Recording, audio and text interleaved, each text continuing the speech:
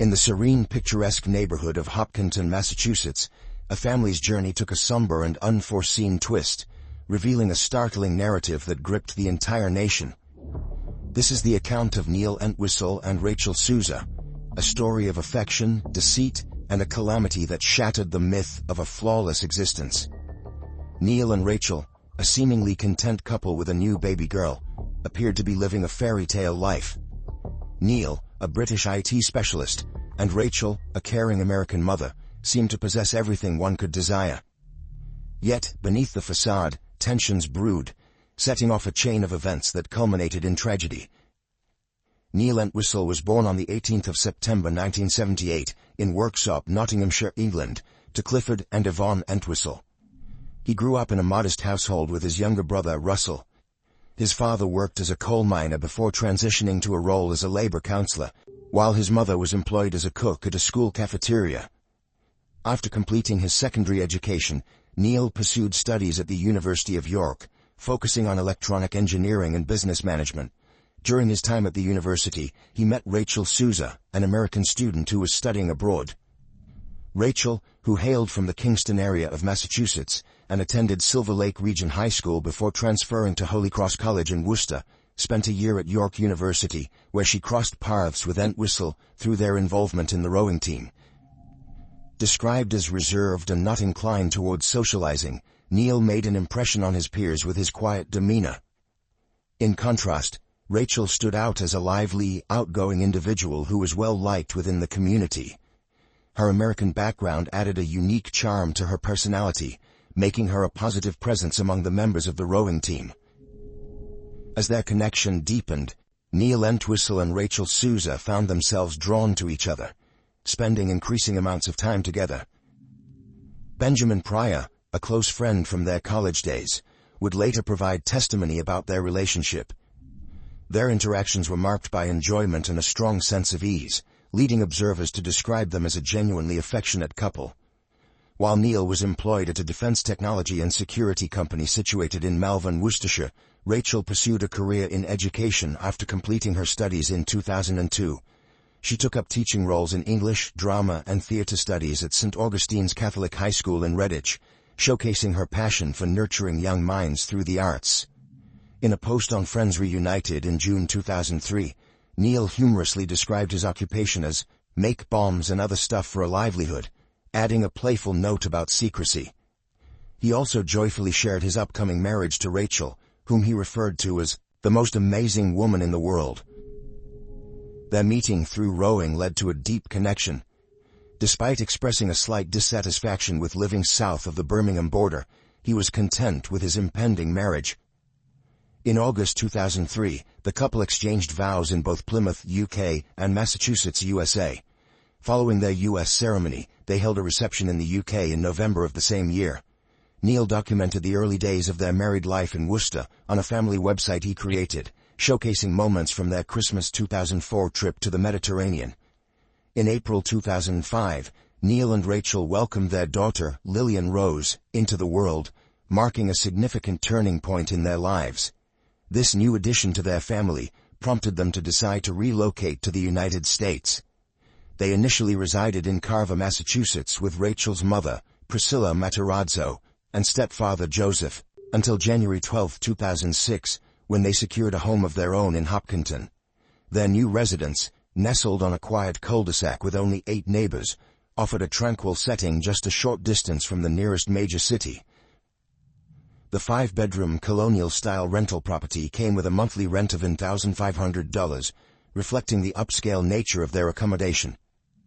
Despite Neil's efforts to secure employment as a computer programmer and IT specialist, he faced challenges in finding a job, leading to financial strain and accumulating debt. To alleviate their financial burdens, Neil turned to selling PC parts on eBay. However, his venture was marred by customer complaints of undelivered orders, prompting scrutiny from eBay's fraud investigator during legal proceedings, revealing Neil's use of multiple accounts under different names. During that time, Neil was involved in running a website named millionmaker.co.uk, which promoted a get-rich-quick scheme offering round-the-clock assistance to individuals involved in the adult entertainment industry. The site promised a guaranteed profit of $6,000 per month within the initial 6 months. Despite these claims, the website was eventually closed down. Simultaneously, Neil was actively seeking sexual partners through various online platforms. He frequented websites like adultfriendfinder.com, halfpriceescorts.com, escorts.naughtynightlife.com, and hotlocalescorts.com in pursuit of such relationships. Neil registered on Adult Friend Finder and reached out to multiple women via email, expressing his interest in finding sexual partners. During the investigation, authorities discovered incriminating evidence on Neil's laptop, including content from his online profile indicating his interest in meeting American women of various ages. His profile mentioned a desire to confirm rumors suggesting American women's superiority in bed compared to those from overseas. He expressed a mutual desire for a particular type of relationship, implying a straightforward approach to meeting like-minded individuals. Testimony presented during his trial revealed Neil's online searches for Blonde Beauty's escort service, indicating his continued interest in such services as late as January 18, 2006. He had searched for terms like Sex Escort Services Westboro and Escort in Worcester on Google. Neil's defense team insinuated that Rachel's dissatisfaction with their sexual life stemmed from the confined living arrangements they shared with her parents. Despite attempts to shift the focus to their living situation, Neil's investigations extended beyond merely seeking escorts and engaging with other women. In the weeks leading up to the tragic murders of Rachel and their daughter Lillian, Neil conducted a series of disturbing online searches, including inquiries about knife-in-neck kill and how to kill with a knife, interspersed with more mundane searches related to employment opportunities, travel, and get-rich-quick schemes. Additionally, during this period, Neil visited Carver to see his father-in-law, Joe Matarazzo. Joe was a member of the Old Colony Sportsman's Club in Carver, where Neil had previously stored a .22 caliber Colt revolver with his family. Having received shooting lessons from Joe, Neil devised a plan to steal a gun from Joe's collection at their home in Carver, Massachusetts.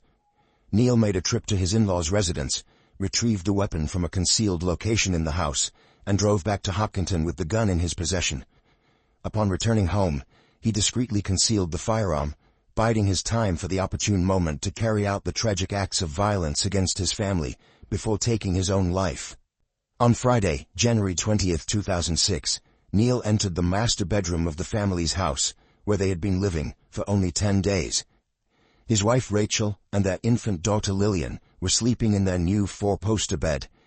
He crept inside and shot 27-year-old Rachel in the head, then proceeded to shoot 9-month-old Lillian, who was lying beside her mother. The bullet passed through Lillian's tiny body and pierced Rachel's left breast. Later that same day, while his in-laws were still at work, he returned to Carver to return the weapon without cleaning it. He later claimed that he had gone shopping at Staples that Friday, found his family dead upon returning home, and then went to Carver to get a pistol to commit suicide. However, he didn't contact emergency services, revealing a pattern of lies to cover his tracks. Upon leaving Carver, Neil drove to Logan Airport in Boston. On the evening of January 20, 2006, he made 2 ATM withdrawals totaling $800, but 3 additional withdrawal attempts for $420 were declined. The following day, Saturday, January 21, 2006, Neil purchased a one-way ticket to London, carrying no luggage. Around 5 p.m., he boarded a British Airways flight that departed Boston at 8:15 p.m. On that Saturday evening, Neil had invited several neighbors for dinner. Shortly after 7 p.m., Joanna Gately and her sister Maureen arrived at the home, only to find it locked with lights on inside. Concerned, they tried calling Rachel's mother, who had also planned to visit that day for lunch with her daughter, but had been unable to reach her. Alarmed, they decided to call 911. Around 8:30, police officers arrived at the Neil home to search for any signs of the missing family. Sergeant Michael Sutton described the scene, noting, "I could see into the bedroom.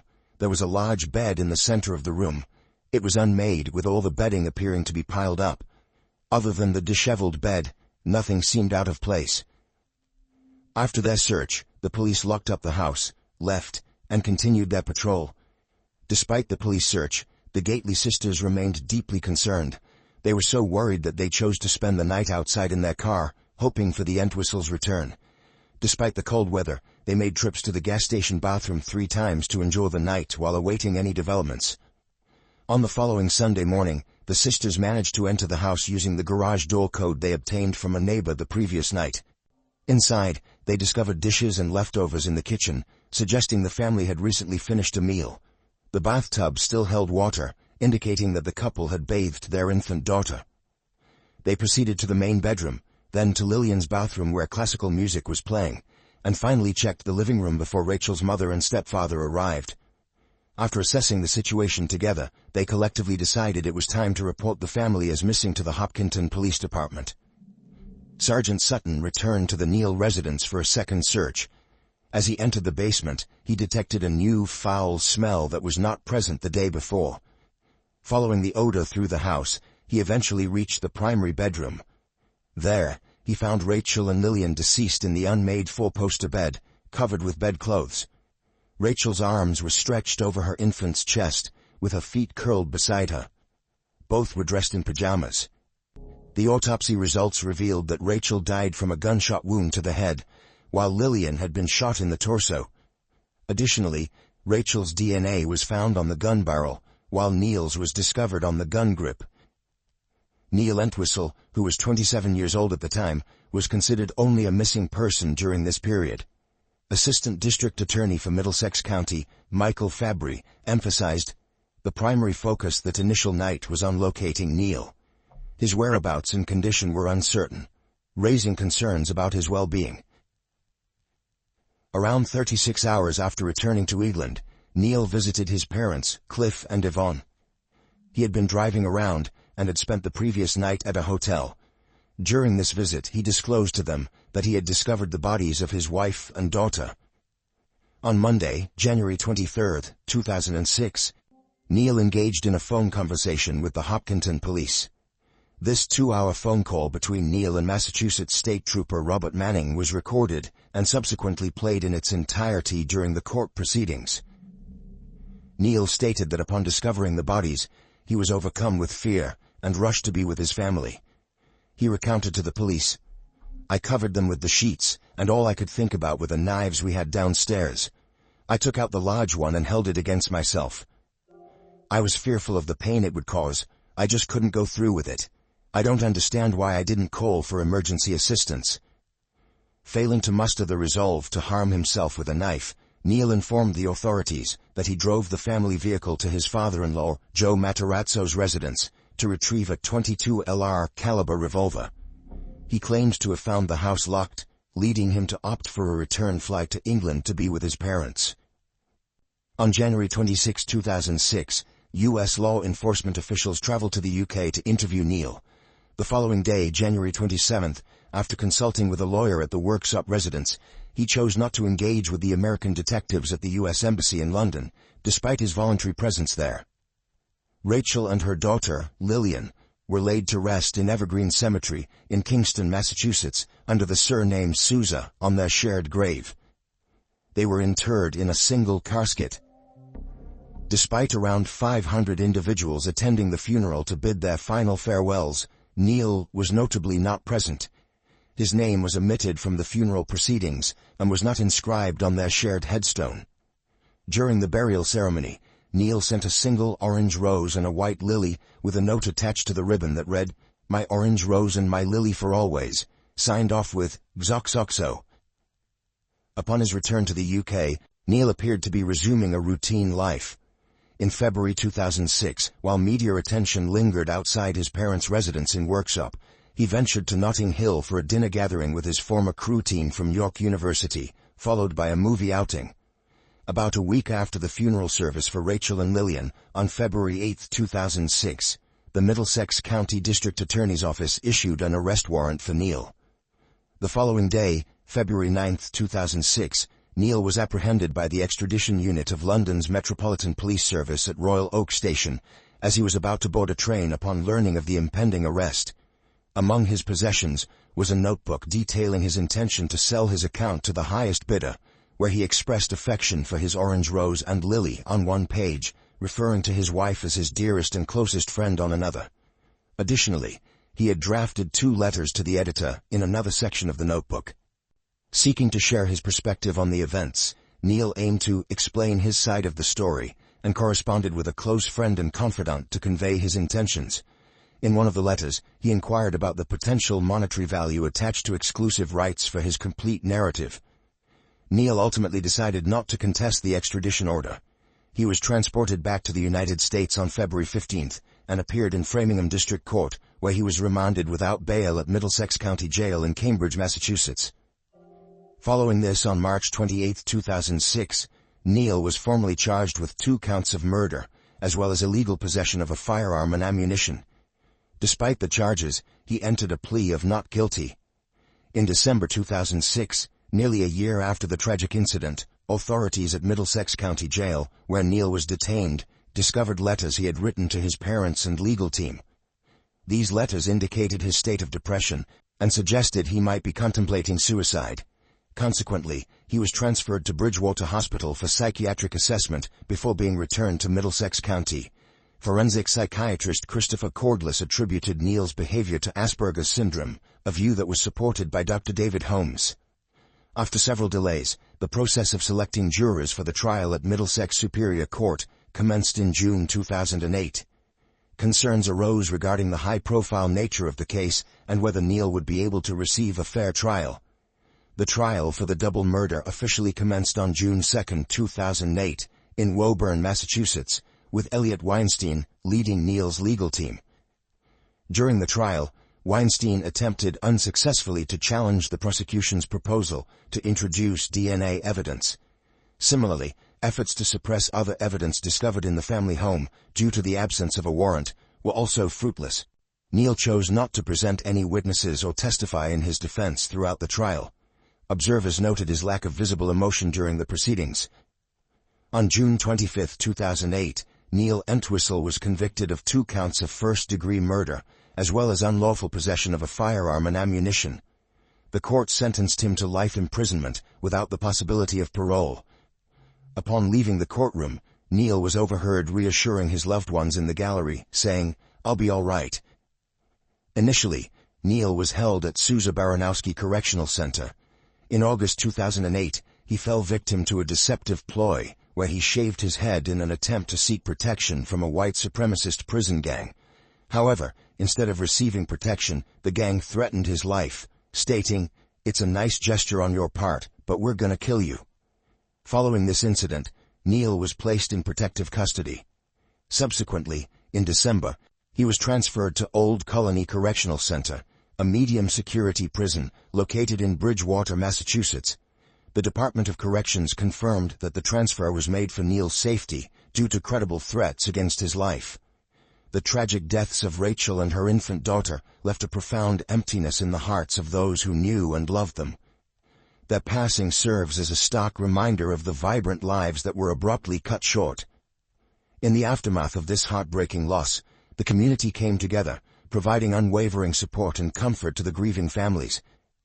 Their unity and strength during such adversity demonstrate the remarkable resilience and compassion that resides within humanity. The narrative of Neil Entwistle and Rachel Sousa stands as a poignant reflection of the unseen challenges that can lurk beneath the surface of seemingly perfect existences. May the legacy of Rachel and her daughter prompt us to remain vigilant, extend a helping hand to those in distress, and cherish every moment spent with our dear ones. Their story serves as a somber yet powerful call to prioritize empathy, support, and appreciation in our interactions with others. If you found this video compelling, leave a like, and your thoughts in the comments. Be sure to subscribe and check out our other videos.